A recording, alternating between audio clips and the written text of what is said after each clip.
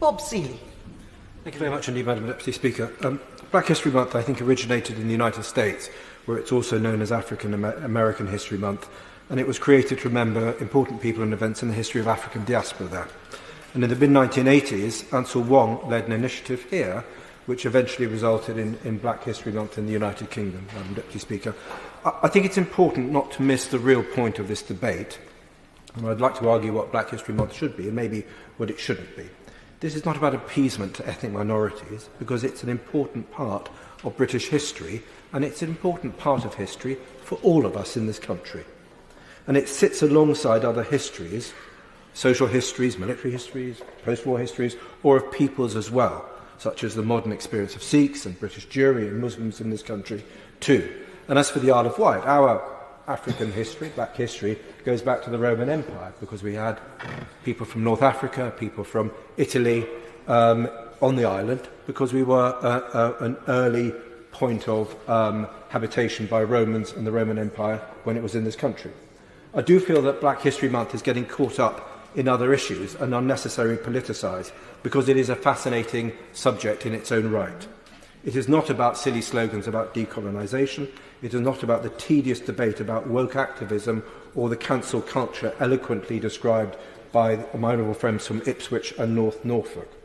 Nor is it solely, certainly, about the drumbeat of slavery, although it is an important moral, economic and political issue.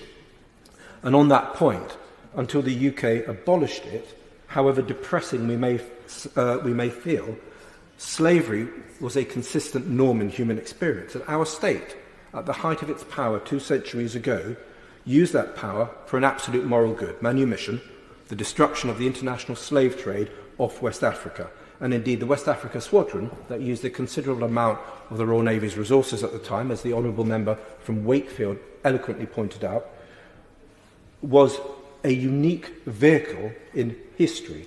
As part of the most powerful military institution of that era, the Royal Navy, was used for an absolute moral good, the destruction of slavery. And yes, our history is complex, Madam Deputy Speaker.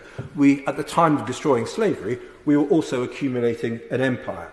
So it is easy to make accusations of hypocrisy, but rather than stand here like some agitprop student politician, I would rather understand the past and the complex world in which people lived before us inhabited, because it can help guide our way, frankly, to a better future.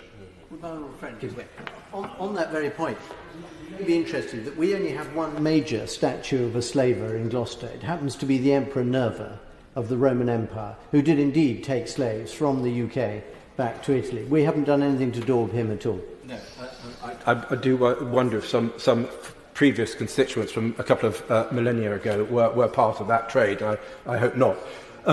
So as a Trinidadian friend tells me, you don't help one group of people by pulling down others. And I think black history is fundamentally about so much more, whether it's a story of peoples such as the Windrush generation. And I actually pay tribute to the extraordinary courage that you needed to get on that boat to come here from the Caribbean after World War II. I think it was an extraordinary thing.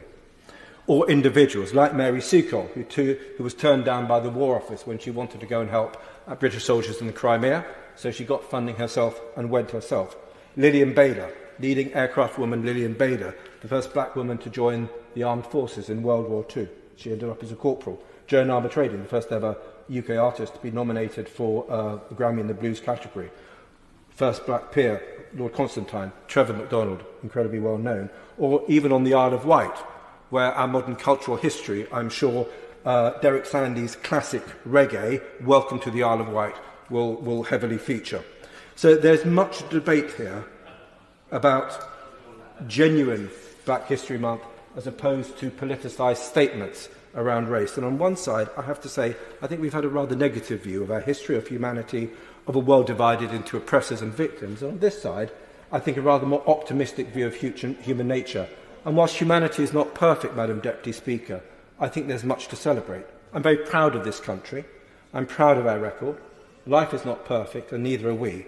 But the way we make that better is to understand the world, and that I hope that is what Black History Month will help us do. Thank you.